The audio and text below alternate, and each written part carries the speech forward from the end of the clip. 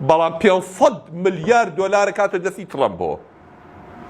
ئەوە ئەردەنە، ئەوە سعودە کە هاتوون ڕزقەکەی خۆیان مەنع کردووە لە 2 ملیۆن خەڵکی غەزە لە ژن و مناڵی ئەوێ لەبەر چیانە بمرێ، بەڵام 500 ملیار دۆلارە کاتە دەستی ترەمپەوە.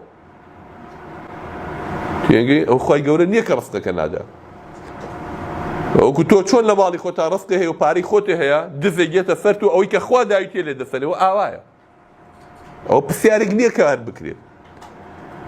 خی گەورە ڕستی هەموو مەخلوقەکانی داناوە، بەشی هەر هەمیانی داناوە. ئەفەن بەس ڕێگای ئەمە بچن لە دەریاکە ڕاوماسی بکەن، نایەڵن بەلەمێکیان بچێتە ناو ئاوەکەەوە خۆ لەسەر ئاون خوارەسە بەحرن، بەلەمەکان تەقێنەوەیان کوشتن.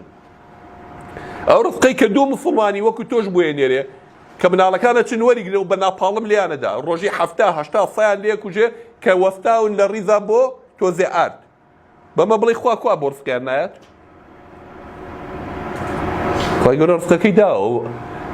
ئەوە کافرێکە هاتۆ مەرئی ئەو ڕزقاکە، ئەو موسڵمانەکانیشە سەری خۆیان شۆڕ کردووە لە بەرامبەر ئەوەیە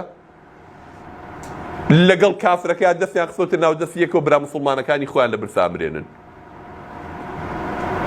جەهەنەمیشی بۆ ئەوە دروست کردووە.